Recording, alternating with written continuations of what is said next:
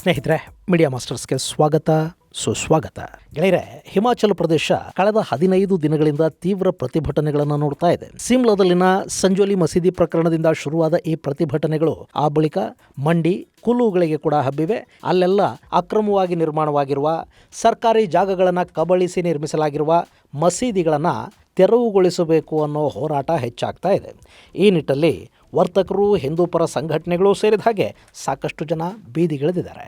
ಪ್ರತಿಭಟನೆಯ ಬಿಸಿಗೆ ಮಣಿದಿರುವ ಸಿಮ್ಲಾದ ಮುಸ್ಲಿಮರು ಅಲ್ಲಿನ ಸಂಜೋಲಿ ಮಸೀದಿಯ ಅಕ್ರಮ ನಿರ್ಮಾಣವನ್ನು ತೆರವುಗೊಳಿಸೋದಕ್ಕೆ ಒಪ್ಪಿಗೆಯನ್ನು ಕೊಟ್ಟಿದ್ದಾರೆ. ಇನ್ನುಳಿದ ಸ್ಥಳಗಳಲ್ಲಿನ ಎಲ್ಲ ಅಕ್ರಮ ಮಸೀದಿ ಕಟ್ಟಡಗಳನ್ನು ತೆರವುಗೊಳಿಸಬೇಕು, ಕಾನೂನು ಅನ್ನೋದು ಎಲ್ಲರಿಗೂ ಒಂದೇ ಇರಬೇಕು ಅಂತ ಜನ ತಮ್ಮ ಪ್ರತಿಭಟನೆಯನ್ನು ಮುಂದುವರಿಸ್ತಾ ಇದ್ದಾರೆ. ಗೆಳೆಯರೆ, ಗಮನಿಸಬೇಕಾದ ಅಂಶ ಅಂದರೆ ಹಿಮಾಚಲ ಪ್ರದೇಶದಲ್ಲಿ ಕಾಂಗ್ರೆಸ್ ಸರ್ಕಾರ ಇದೆ. ಹಾಗಂತ ಅವರು ತೀರಾ ತುಷ್ಟೀಕರಣಕ್ಕೇನು ಬೀಳ್ತಾ ಇಲ್ಲ. ಈ ಪ್ರತಿಭಟನೆಗಳನ್ನು ಹಾಗೂ ಅಕ್ರಮ ನಿರ್ಮಾಣಗಳನ್ನು ತುಂಬ ನಾಜೂಕಾಗಿ ಹ್ಯಾಂಡಲ್ ಮಾಡ್ತಾ ಇದ್ದಾರೆ. ಈ ಮೂಲಕ ಆ ಪ್ರತಿಭಟನೆಗಳು, ಗಲಭೆಗಳ ಲಾಭ ಬಿಜೆಪಿಗೆ ಆಗದ ಹಾಗೆ ಎಚ್ಚರಿಕೆಯನ್ನು ವಹಿಸ್ತಾ ಇದ್ದಾರೆ. ಆ ಕಾರಣಕ್ಕೆ ಅಲ್ಲಿನ ಸರ್ಕಾರವನ್ನು ಮೆಚ್ಚಬೇಕು. ಹಾಗಾದರೆ ಹಿಮಾಚಲ ಪ್ರದೇಶದಲ್ಲಿ ಒಂದರ ಮೇಲೊಂದರಂತೆ ಈ ಅಕ್ರಮ ಮಸೀದಿ ಕಟ್ಟಡದ ವಿವಾದಗಳು ತಲೆ ಎತ್ತುತ್ತಾ ಇರೋದು ಯಾಕೆ? ಸಂಜೋಲಿಯ ಮಸೀದಿ ವಿವಾದ ಹೆಚ್ಚಾಗೋದಕ್ಕೆ ಕಾರಣ ಏನು ಅನ್ನೋದ್ರ ಬಗ್ಗೆ ಒಂದಷ್ಟು ಮಾಹಿತಿಯನ್ನು ನಾವಿಲ್ಲಿ ನೋಡೋಣ.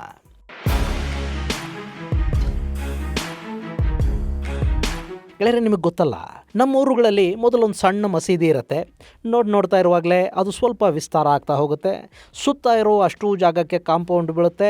ಕಾಲ ಕಳೆದ ಹಾಗೆ ಅದು ದೊಡ್ಡದಾಗ್ತಾ ಹೋಗುತ್ತೆ. ಅಲ್ಲಿ ಹೊಸ ಕಟ್ಟಡ ತಲೆ ಎತ್ತುತ್ತೆ. ಆ ಕಟ್ಟಡದ ಸಿಂಗಾರ ಹೆಚ್ಚಾಗುತ್ತೆ. ಮಿನಾರುಗಳು ಎದ್ದು ನಿಂತ್ಕೊಳುತ್ತವೆ. ಹೆಂಗಾಯಿತು ಅಂತ ಜನ ಬಾಯಿ ಮೇಲೆ ಬೆರಳಿಟ್ಕೋತಾರೆ. ಆಮೇಲೆ ಅದು ಎಷ್ಟಿತ್ತು, ಹೆಂಗಿತ್ತು ಅನ್ನೋದು ಕೂಡ ಜನ ಮರೆತು ಹೋಗ್ತಾರೆ. ನಮ್ಮಲ್ಲಾಗೋದಿಷ್ಟೇ. ಆದರೆ ಹಿಮಾಚಲ ಪ್ರದೇಶದಲ್ಲಿ ಈ ಕಥೆಯಲ್ಲಿ ಸ್ವಲ್ಪ ಬದಲಾವಣೆ ಆಗಿದೆ. ಅಲ್ಲೂ ಒಂದು ಸಣ್ಣ ಮಸೀದಿ ಇತ್ತು. 2019 ನಂತರ ಅದು ಒಂದೊಂದೇ ಅಂತಸ್ತು ಬೆಳೆಸ್ಕೊಳ್ತಾ 4 ಅಂತಸ್ತಿನ ಕಟ್ಟಡ ಆಯಿತು. ಅಲ್ಲಿಗೆ ಬರೋ ಜನ ಜಾಸ್ತಿ ಆದರು. ಅದರಿಂದ ಅಕ್ಕಪಕ್ಕದವರಿಗೆ ತೊಂದರೆಗಳಾಗೋದಕ್ಕೆ ಶುರುವಾಯಿತು. ಇದಕ್ಕೆ ಇಷ್ಟು ದೊಡ್ಡದಾಗಿ ಕಟ್ಟೋದಕ್ಕೆ ಲೈಸೆನ್ಸ್ ಯಾರು ಕೊಟ್ಟರು ಅನ್ನೋ ಪ್ರಶ್ನೆ ಹುಟ್ಕೊಳ್ತು. ಅಲ್ಲಿ ಅಂಥ ಯಾವ ಲೈಸೆನ್ಸು ಯಾರೂ ಕೊಟ್ಟಿಲ್ಲ. ಅವರೇ ಹೆಂಗೆ ಬೇಕೋ ಹಂಗೆ ಕಟ್ಕೊಂಡಿದ್ದಾರೆ ಅನ್ನೋದು ಗೊತ್ತಾಯಿತು. ನಾವು ನಮ್ಮ ಮನೆ ನಕ್ಷೆನ ಸ್ವಲ್ಪ ಬದಲಾಯಿಸಿ ಕಟ್ಟಿದರೆ ನಗರಸಭೆ, ನಗರಾಭಿವೃದ್ಧಿ, ನಗರ ಯೋಜನೆ ಹಿಂಗೆ ಪ್ರತಿಯೊಬ್ಬರು ರಣಹದ್ದುಗಳ ಥರ ಬಂದು ಕಾಡೋದಕ್ಕೆ ನಿಂತ್ಕೋತಾರೆ. ಆದರೆ ಇಲ್ಲಿ ಯಾವ ಅನುಮತಿಯೂ ಇಲ್ಲದೆ ಇಷ್ಟು ದೊಡ್ಡ ಕಟ್ಟಡ ಹೇಗೆ ನಿಂತ್ಕೊಳ್ತು ಅಂತ ಜನ ಪ್ರತಿಭಟನೆಗೆ ಮುಂದಾದರು. ಇಲ್ಲಿ ಕೂಡ ಆ ಸಮುದಾಯ ಸ್ವಲ್ಪ ಸಹನೆಯಿಂದ ವರ್ತಿಸಿದರೆ ಏನೂ ಆಗ್ತಾ ಇರಲಿಲ್ವೇನೋ. ಆದರೆ ಅಲ್ಲಿನ ಬಾಂಧವರು ಆ ಸಹನೆಯನ್ನು ಮೀರೋದಕ್ಕೆ ಶುರು ಮಾಡಿದರು. ಹಾಗೆ ನೋಡಿದರೆ ಇದು 1960ರಲ್ಲಿ ನಿರ್ಮಾಣವಾಗಿದ್ದ ಮಸೀದಿ. ಆ ಜಾಗ ವಕ್ಫ್ ಆಸ್ತಿ ಅಂತ ತೋರಿಸಿ ಅಲ್ಲೊಂದು ಮಸೀದಿಯನ್ನು ಕಟ್ಟಲಾಯಿತು. ಆನಂತರ 2010ರವರೆಗೆ ಒಂದು ಅಂತಸ್ತಿನ ಕಟ್ಟಡವಾಗಿದ್ದ ಅದು ಆ ನಂತರ ಒಂದೊಂದೇ ಅಂತಸ್ತು ಹೆಚ್ಚಾಗ್ತಾ ಹೋಯಿತು. ಅಲ್ಲಿಗೆ ಎಲ್ಲಿಂದಲೋ ಜನ ಬರತೊಡಗಿದ್ರು. ಅದರ ಪರಿಣಾಮ ಅಲ್ಲಿ ಸಮಸ್ಯೆಗಳಾಗತೊಡಗಿದ್ವು.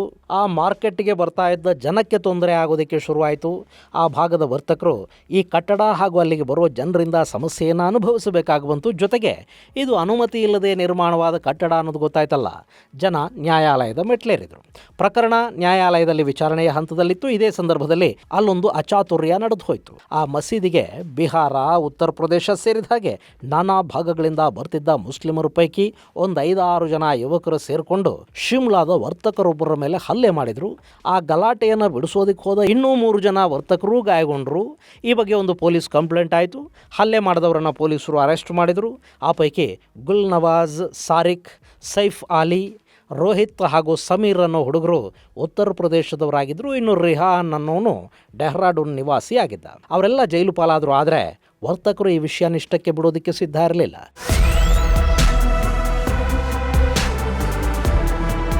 ಗೆಳೆಯರೆ, ನಮ್ಮಲ್ಲಾಗಿದ್ದಿದ್ರೆ ಒದೆ ತಿಂದವನು ಯಾವ ಜಾತಿ, ಅವನದ್ದು ಯಾವ ಮಠ, ಆ ಮಠದ ಸ್ವಾಮಿ ಯಾರ ಪರ, ಆತ ಏನು ಮಾತಾಡ್ತಾನೆ, ಇದೆಲ್ಲ ಕೂಡ ಕೌಂಟ್ ಆಗ್ತಾ ಇತ್ತು. ಆದರೆ ಅಲ್ಲಿ ಹಾಗಾಗಲಿಲ್ಲ. ಎಲ್ಲ ವರ್ತಕರು ಒಂದಾದರು. ಅವ್ರ ಜೊತೆ ಅಲ್ಲಿನ ದೇವಭೂಮಿ ಸಂಘರ್ಷ ಸಮಿತಿ ಕೂಡ ಬೆಂಬಲಕ್ಕೆ ನಿಂತ್ಕೊಳ್ತು. ಆ ಮಸೀದಿ ಅಲ್ಲಿರೋದ್ರಿಂದಲೇ ಎಲ್ಲೆಲ್ಲಿಂದಲೋ ಬರೋ ರೌಡಿಗಳು ದಾಂಧಲೆ ಮಾಡ್ತಾ ಇದ್ದಾರೆ. ಹೀಗಾಗಿ ಅವರನ್ನು ತೆರವುಗೊಳಿಸಿ ಅಂತ ಜನ ಪ್ರತಿಭಟನೆಯನ್ನು ಆರಂಭ ಮಾಡಿದರು. ಹೀಗಾಗಿ ಅಲ್ಲಿ ಮತ್ತೆ ಮಸೀದಿಯ ವಿವಾದ ಮುನ್ನೆಲೆಗೆ ಬಂತು. ಇಲ್ಲಿ ಆ ಕಟ್ಟಡವನ್ನು ವಿಸ್ತರಿಸುವ ಕೆಲಸ 2010ರಲ್ಲಿ ಆರಂಭ ಆಗಿತ್ತು. ಆಗ ಜನ ನ್ಯಾಯಾಲಯದ ಮೆಟ್ಲೇರಿದ್ರು. ಕೋರ್ಟಲ್ಲಿ ಪ್ರಕರಣ ನಡೀತಿರುವಾಗ ಕೂಡ 2019ರಲ್ಲಿ ಇನ್ನೂ 4 ಅಂತಸ್ತುಗಳನ್ನು ಅವರು ಕಟ್ಟಿ ಮುಗಿಸಿದರು. ಇದು ನ್ಯಾಯಾಲಯದ ಆದೇಶದ ಉಲ್ಲಂಘನೆ, ಕಂಟೆಂಪ್ಟ್ ಆಫ್ ದ ಕೋರ್ಟ್ ಅಂತ ಪ್ರತಿಭಟನಾಕಾರರು ಕೂತ್ಕೊಂಡ್ರು. ನೀವು ಕೆಡವುದೇ ಇದ್ರೆ ಇದನ್ನು ನಾವೇ ನೆಲಸಮ ಮಾಡ್ತೀವಿ ಅಂತ ಜನ ಕಟ್ಟಡದ ಒಳಕ್ಕೆ ನುಗ್ಗೋ ಪ್ರಯತ್ನ ಮಾಡಿದರು. ಒಂದು ಲಾಠಿ ಚಾರ್ಜ್ ಕೂಡ ಆಯಿತು. ಆದರೂ ಜನ ಹಿಂದಕ್ಕೇನು ಸರಿಲಿಲ್ಲ. ಇದು ಯಾವಾಗ ವಿಕೋಪಕ್ಕೆ ಹೋಗ್ತಾ ಇದೆ ಅನ್ನಿಸ್ತೋ, ನಾಳೆ ನ್ಯಾಯಾಲಯ ಕೆಡವೋದಕ್ಕೆ ಆದೇಶ ಕೊಟ್ಟರೆ ಮಸೀದಿನೂ ಕಳ್ಕೋಬೇಕು, ಜನರನ್ನೂ ಕಳ್ಕೋಬೇಕು ಅನ್ನೋದು ಅರ್ಥವಾದ ಮೇಲೆ ಹಿಮಾಚಲ ಪ್ರದೇಶದ ವಕ್ಫ್ ಕಮಿಟಿ, ಮಸೀದಿ ಕಮಿಟಿ ಹಾಗೂ ಸಂಜೋಲಿ ಮಸೀದಿಯ ಇಮಾಮ್ ಸೇರಿದ ಹಾಗೆ ಎಲ್ಲ ಒಟ್ಟಾಗಿ ಈ ಅಕ್ರಮ ಅಂತಸ್ತುಗಳನ್ನು ನಾವೇ ಕೆಡವುತ್ತೀವಿ ಅಂತ ಶಿಮ್ಲಾ ಕಮಿಷನರ್ಗೊಂದು ಅರ್ಜಿಯನ್ನು ಕೊಟ್ಟಿದ್ದಾರೆ. ಅಷ್ಟೇ ಅಲ್ಲದೆ ನಾವು ಕೂಡ ಹಿಮಾಚಲದವರೇ, ಇಲ್ಲಿ ಕಮ್ಯುನಲ್ ಹಾರ್ಮೋನಿಯನ್ನು ಕಾಪಾಡುವ ಉದ್ದೇಶದಿಂದ ನಾವು ಈ ನಿರ್ಧಾರಕ್ಕೆ ಬರ್ತಾ ಇದ್ದೀವಿ. ಮಸೀದಿ ಅಕ್ರಮ ನಿರ್ಮಾಣವನ್ನು ಒಡಿಬೇಕು ಅನ್ನೋ ಒತ್ತಡ ನಮ್ಮ ಮೇಲೆ ಯಾರೂ ತಂದಿಲ್ಲ, ಇದು ನಾವೇ ಸ್ವತಃ ಕೈಗೊಂಡ ನಿರ್ಧಾರ ಅನ್ನೋ ಮಾತುಗಳನ್ನು ಅವರು ಹೇಳ್ತಾ ಇದ್ದಾರೆ. ಅಲ್ಲಿಗೆ ಸಂಜೋಲಿಯಲ್ಲಿನ ಮಸೀದಿ ವಿವಾದ ಕೊನೆಯಾಯಿತು. ಆದರೆ ಇದು ಹಿಮಾಚಲ ಪ್ರದೇಶದಲ್ಲಿನ ಬೇರೆ ಬೇರೆ ಕಡೆಗಳಲ್ಲಿನ ಅಕ್ರಮ ಮಸೀದಿಗಳ ತೆರವಿಗೆ ಕಾರಣ ಆಗೋದಕ್ಕೆ ಶುರುವಾಯಿತು. ಶಿಮ್ಲಾದ ನಂತರ ಮಂಡಿ ಹಾಗೂ ಕುಲ್ಲುಗಳಲ್ಲಿ ಕೂಡ ಅಕ್ರಮ ಮಸೀದಿ ಕಟ್ಟಡಗಳ ವಿರುದ್ಧ ಜನ ಬೀದಿಗಿಳಿತಾ ಇದ್ದಾರೆ. ಇದು ಅಲ್ಲಿನ ಸರ್ಕಾರಕ್ಕೆ ತಲೆನೋವಾಗ್ತಾ ಇದೆ. ಹಾಗೆ ನೋಡಿದರೆ ಸಂಜೋಲಿಯಲ್ಲಿನ ಮಸೀದಿ ವಿವಾದ ಇಷ್ಟು ಬೇಗ ತೀರ್ಮಾನ ಆಗೋದಕ್ಕೆ ಕಾರಣವಾಗಿದ್ದು ಅಲ್ಲಿನ ಕಾಂಗ್ರೆಸ್ ಶಾಸಕ. ಇನ್ನು ಆ ಕ್ಷೇತ್ರದಿಂದ ಗೆದ್ದು ಬಂದಿರೋದು ಕಾಂಗ್ರೆಸ್ನ ಹಿರಿಯ ನಾಯಕ ವೀರಭದ್ರ ಸಿಂಗ್ ಅವರ ಪುತ್ರ ವಿಕ್ರಮಾದಿತ್ಯ ಸಿಂಗ್. ಹಿಮಾಚಲ ಸರ್ಕಾರದಲ್ಲಿ ಸಚಿವರು ಕೂಡ ಆಗಿದ್ದಾರೆ. ಇಲ್ಲಿ ಕಾಂಗ್ರೆಸ್ ಶಾಸಕರೇ ಖುದ್ದಾಗಿ ಮಸೀದಿ ನಿರ್ಮಾಣ ಅಕ್ರಮವಾಗಿದೆ, ಇದು ಹಿಂದೂಗಳ ಭಾವನೆಗೆ ಧಕ್ಕೆ ಉಂಟು ಮಾಡ್ತಾ ಇದೆ ಮತ್ತು ಆ ಪರಿಸರದ ಶಾಂತಿಯುತ ವಾತಾವರಣಕ್ಕೆ ಭಂಗ ತರ್ತಾ ಇದೆ, ಹೀಗಾಗಿ ಆದಷ್ಟು ಬೇಗ ಈ ಅಕ್ರಮ ನಿರ್ಮಾಣವನ್ನು ತೆರವುಗೊಳಿಸಬೇಕು ಅಂತ ಹೇಳಿದ್ರಲ್ಲ, ಅಲ್ಲಿಗೆ ಸರ್ಕಾರ ಕೂಡ ಈ ವಿಷಯದಲ್ಲಿ ಹೆಚ್ಚು ಆಟ ಆಡೋದಕ್ಕೆ ಹೋಗಲಿಲ್ಲ. ಇನ್ನು ಹಿಮಾಚಲ ಪ್ರದೇಶದಲ್ಲಿನ ಮುಸ್ಲಿಮರಿಗೆ ಕೂಡ ಅಲ್ಲಿನ ಪರಿಸ್ಥಿತಿ ಹಾಗೂ ಅದರ ಸೀರಿಯಸ್ನೆಸ್ ಅರ್ಥ ಆಯಿತು. ಹೀಗಾಗಿ ಸುಖ ಸುಮ್ಮನೆ ಗಲಾಟೆ ಮಾಡಿಕೊಂಡ್ರೆ ಸಮಸ್ಯೆಗಳು ಹೆಚ್ಚಾಗತ್ವೆ, ಅದರ ಬದಲಿಗೆ ಸಮಸ್ಯೆಯನ್ನು ಶಾಂತಿಯುತವಾಗಿ ಬಗೆಹರಿಸ್ಕೊಳ್ಳೋದು ಸೂಕ್ತ ಅನ್ನೋ ನಿರ್ಧಾರಕ್ಕೆ ಅವರು ಕೂಡ ಬಂದರು. ಇನ್ನು ಮಂಡಿಯಲ್ಲಿ ಸರ್ಕಾರಿ ಜಾಗವನ್ನು ಆಕ್ರಮಿಸಿಕೊಂಡು ಮಸೀದಿಯನ್ನು ಕಟ್ಟಿರೋದ್ರ ಬಗ್ಗೆ ಸ್ಥಳೀಯರು ದನಿ ಎತ್ತಿದ್ರು. ಅಲ್ಲಿನ ಜೈಲ್ ರೋಡಲ್ಲಿರೋ ಮಸೀದಿಯ ಕಾಂಪೌಂಡನ್ನು ಸರ್ಕಾರಿ ಜಮೀನು ಒತ್ತುವರಿ ಮಾಡಿಕೊಂಡು ಕಟ್ಟಲಾಗಿತ್ತು. ಯಾವಾಗ ಈ ಬಗ್ಗೆ ಸ್ಥಳೀಯರು ತಿರುಗಿಬಿದ್ರೋ ಮುಸ್ಲಿಮರು ಕೂಡ ಕೋಮು ಸಾಮರಸ್ಯವನ್ನು ಕಾಪಾಡಬೇಕಾದ ಪರಿಸ್ಥಿತಿ ನಿರ್ಮಾಣ ಆಯಿತು. ಹೀಗಾಗಿ ಮಂಡಿಯ ಜೈಲ್ ರೋಡಲ್ಲಿನ ಮಸೀದಿಯ ಅಕ್ರಮ ನಿರ್ಮಾಣವನ್ನು ಮುಸ್ಲಿಂ ಯುವಕರೇ ಖುದ್ದು ಕೆಡವಿ ಹಾಕಿದರು. ಆ ಮೂಲಕ ಅಲ್ಲಿನ ಸಂಘರ್ಷ ತೀವ್ರ ಸ್ವರೂಪವನ್ನು ಪಡೆಯದ ಹಾಗೆ ಎಚ್ಚರಿಕೆಯನ್ನು ವಹಿಸಲಾಯಿತು. ಇದಾದ ಬಳಿಕ ಕುಲುವಿನ ಜಾಮಾ ಮಸೀದಿಯ ವಿವಾದ ಶುರುವಾಯಿತು. ಈ ಜಾಮಾ ಮಸೀದಿಯನ್ನು ಕೂಡ ಸರ್ಕಾರಿ ಜಾಗ ಒತ್ತುವರಿ ಮಾಡಿಕೊಂಡು ನಿರ್ಮಾಣ ಮಾಡಲಾಗಿದೆ. ಅಲ್ಲಿನ ಶ್ರೀರಾಮ್ ಸ್ಟ್ರೀಟ್ನಲ್ಲಿನ ಜಾಮಾ ಮಸೀದಿಯನ್ನು ಖಾದಿ ವಿಲೇಜ್ ಇಂಡಸ್ಟ್ರಿಗೆ ಸೇರಿದ ಜಾಗ ಕಬಳಿಸಿ ಕಟ್ಟಿದ್ದಾರೆ. ಹೀಗಾಗಿ ಈ ಅಕ್ರಮ ನಿರ್ಮಾಣವನ್ನು ತಕ್ಷಣ ತೆರವುಗೊಳಿಸಬೇಕು ಅನ್ನೋ ಕೂಗು ಅಲ್ಲೀಗ ಜೋರಾಗಿ ಕೇಳಿ ಬರ್ತಾ ಇದೆ. ಅಲ್ಲದೆ ಈ ಅಕ್ರಮ ನಿರ್ಮಾಣವನ್ನು ತೆರವುಗೊಳಿಸುವವರೆಗೆ ಮಸೀದಿಯಿಂದ ಕೇವಲ 10 ಮೀಟರ್ ದೂರದಲ್ಲಿ ದಿನದ 24 ಗಂಟೆ ಹನುಮಾನ್ ಚಾಲೀಸಾ ಪಠಣ ಮಾಡೋದಾಗಿ ಹಿಂದೂ ಸಂಘಟನೆಗಳು ಹೇಳ್ತಾ ಇವೆ. ಇದು ಜಾಮಾ ಮಸೀದಿಯ ಬಳಿ ಸಂಘರ್ಷಕ್ಕೆ ಕಾರಣವಾಗುವ ಲಕ್ಷಣಗಳು ಕಾಣ್ತಾ ಇವೆ. ಆದರೂ ಅಲ್ಲಿ ಹಿಂದೂಗಳು ಒಗ್ಗಟ್ಟಾಗಿರೋದನ್ನು ಕಂಡು ಪೊಲೀಸರು, ಸರ್ಕಾರ ಹಾಗೂ ಅಲ್ಲಿನ ಸ್ಥಳೀಯ ಮುಸ್ಲಿಮರೇ ಕೋಮು ಸೌಹಾರ್ದತೆಯ ಬಗ್ಗೆ ಮಾತಾಡೋದಕ್ಕೆ ಶುರು ಮಾಡಿದ್ದಾರೆ. ಅಲ್ಲದೆ ಅಕ್ರಮವಾಗಿ ನಿರ್ಮಾಣವಾಗಿರುವ ಕಟ್ಟಡವನ್ನು ಧ್ವಂಸಗೊಳಿಸೋದಾಗಿ ಮುಸ್ಲಿಂ ಸಂಘಟನೆಗಳೇ ಹೇಳ್ತಾ ಇವೆ. ಹೀಗಾಗಿ ಜಾಮಾ ಮಸೀದಿಯನ್ನು ಕೂಡ ಖಾಲಿ ಮಾಡಿಸುವ ಸಾಧ್ಯತೆ ಇದ್ದು ಇದು ಮುಂದೆ ಇನ್ಯಾವ ಮಸೀದಿಯ ಅಕ್ರಮ ಕಟ್ಟಡದ ವಿರುದ್ಧ ಜನಾಂದೋಲನಕ್ಕೆ ಕಾರಣವಾಗುತ್ತೋ ಅನ್ನೋ ಅನುಮಾನ ಸರ್ಕಾರವನ್ನು ಕಾಡ್ತಾ ಇದೆ.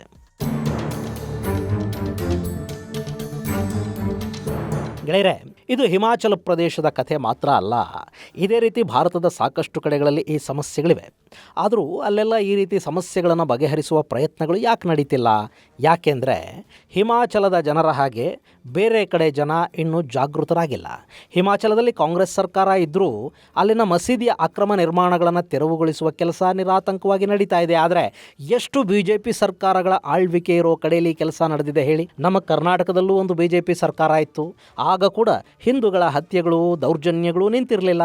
ಇನ್ನು ಅವರು ಬರೀ ಬಾಯಲ್ಲಿ ಆರ್ಭಟಿಸಿದ್ದು ಬಿಟ್ರೆ ಇಲ್ಲಿ ಮಾಡಿದ್ದಂತೂ ಏನೂ ಇಲ್ಲ. ಯಾಕೆ ಹೀಗೆ ಅಂದರೆ ಹಿಮಾಚಲದಲ್ಲಿ ಜನ ಒಗ್ಗಟ್ಟಾಗಿದ್ದಾರೆ. ಅವರ ವಿರೋಧ ಕಟ್ಟಿಕೊಂಡ್ರೆ ಪಕ್ಷ ಯಾವುದೇ ಇರಲಿ ರಾಜಕಾರಣಿಗಳಿಗೆ ಓಟು ಬರುವುದಿಲ್ಲ. ಹಾಗೆ ಮುಸ್ಲಿಂ ವರ್ತಕರ ವ್ಯಾಪಾರಗಳು ಕೂಡ ನಡೆಯೋದಿಲ್ಲ. ನಿಮಗೆ ಮತ ಧರ್ಮ ಇದು ಯಾವುದೇ ಇರಲಿ, ಆರ್ಥಿಕ ಮೂಲಕ್ಕೆ ಪೆಟ್ಟು ಬಿದ್ದರೆ ಮನುಷ್ಯ ತಕ್ಷಣ ದಾರಿಗೆ ಬಂದು ಬಿಡ್ತಾನೆ. ಆಗ ಎಲ್ಲ ರೀತಿಯ ಸಾಮರಸ್ಯ ಕೂಡ ತಾನಾಗಿ ಮನೆ ಮಾಡೋದಕ್ಕೆ ಶುರು ಮಾಡುತ್ತೆ. ಹಿಮಾಚಲದಲ್ಲಿ ಅದು ಸಾಧ್ಯ ಆಗ್ತಾ ಇದೆ. ಕರ್ನಾಟಕದಲ್ಲಿ ಕೂಡ ಅದು ಸಾಧ್ಯವಾದರೆ ಸಾಮರಸ್ಯವನ್ನು ಕಾಪಾಡಿಕೊಳ್ಳದವರ ಜೊತೆ, ಶಾಂತಿಯಿಂದ ಇರೋದಕ್ಕೆ ಸಾಧ್ಯವಾಗದವರ ಜೊತೆಗೆ ನಾವು ವ್ಯವಹಾರಗಳನ್ನು ಮಾಡೋದಿಲ್ಲ ಅನ್ನೋ ನಿರ್ಧಾರವನ್ನು ಇಲ್ಲಿನ ಬಹುಸಂಖ್ಯಾತರು ಒಮ್ಮೆ ತಗೊಳ್ಳೋದಕ್ಕೆ ಶುರು ಮಾಡಿ ನೋಡಲಿ, ಎಲ್ಲೂ ಗಲಾಟೆಗಳು ನಡೆಯೋದೇ ಇಲ್ಲ. ಮನೆ ನಡೆದ್ರೆ ಅಲ್ವೇನ್ರಿ ಗಲಾಟೆ ಮಾಡೋದಕ್ಕೆ ಶಕ್ತಿ, ಧೈರ್ಯ ಎಲ್ಲ ಬರೋದು. ಅದೇ ಇಲ್ಲ ಅಂದರೆ ಗಲಾಟೆಗಳನ್ನು ಇನ್ಯಾರು ಮಾಡ್ತಾರೆ? ಆದರೆ ನಮ್ಮಲ್ಲಿ ಅಂಥ ಗಟ್ಟಿ ನಿರ್ಧಾರ ತೆಗೆದುಕೊಳ್ಳುವ ಶಕ್ತಿ ಜನಕ್ಕಿಲ್ಲ. ಹೀಗಾಗಿನೇ ನಾಗಮಂಗಲದಂಥ ಘಟನೆಗಳು ಪದೇ ನಡೆಯೋದಕ್ಕೆ ಶುರು ಆಗುತ್ತವೆ. ಅದು ಯಾವುದೋ PFIನಂಥ ಸಂಘಟನೆಗಳು ಅಲ್ಲಲ್ಲಿ ಹುಳುಗಳ ಥರ ಹೆಡೆ ಎತ್ತೋದಕ್ಕೆ ಸಾಧ್ಯ ಆಗುತ್ತೆ. ಒಟ್ಟಾರೆ ಯಾವ ಪಕ್ಷದ ಸರ್ಕಾರ ಆದರೂ ಅದನ್ನು ಹೇಗೆ ಬಗ್ಗಿಸಬಹುದು, ಅವರ ತುಷ್ಟೀಕರಣವನ್ನು ಹೇಗೆ ತುಂಡರಿಸಬಹುದು ಅನ್ನೋದಕ್ಕೆ ಹಿಮಾಚಲ ಒಂದು ಉದಾಹರಣೆಯಾಗಿ ಕಾಣ್ತಾ ಇದೆ. ಅಲ್ಲಿನ ಕ್ರಾಂತಿ ಎಲ್ಲ ಕಡೆಗಳಿಗೂ ಹಬ್ಬಿದರೆ ದೇಶ ಮುಂದಿನ ದಿನಗಳಲ್ಲಿ ಸ್ವಲ್ಪ ಸುಖವಾಗಿರೋದಕ್ಕೆ ಸಾಧ್ಯ ಆದರೂ ಆಗಬಹುದು. ಅಲ್ಲದೇ ಇದ್ದರೆ ಕೋಮು ಸಾಮರಸ್ಯದ ಬಗ್ಗೆ ನಾವು ಬರೀ ಭಾಷಣಗಳನ್ನು ಮಾತ್ರ ಮಾಡ್ತಾ ಕೇಳ್ತಾ ಇದ್ದು ಬಿಡಬೇಕಾಗತ್ತೆ. ಇದು ಗೆಳೆಯರೆ ಹಿಮಾಚಲ ಪ್ರದೇಶದಲ್ಲಿನ ಮಸೀದಿಯ ಗಲಾಟೆ ಕುರಿತಾದ ಒಂದಷ್ಟು ಮಾಹಿತಿ. ಮುಂದಿನ ಸಂಚಿಕೆಯಲ್ಲಿ ಮತ್ತಷ್ಟು ವಿಶೇಷಗಳ ಜೊತೆ ಮತ್ತೆ ಭೇಟಿಯಾಗೋಣ. ಅಲ್ಲಿವರೆಗೆ ಜೈ ಹಿಂದ್, ಜೈ ಕರ್ನಾಟಕ.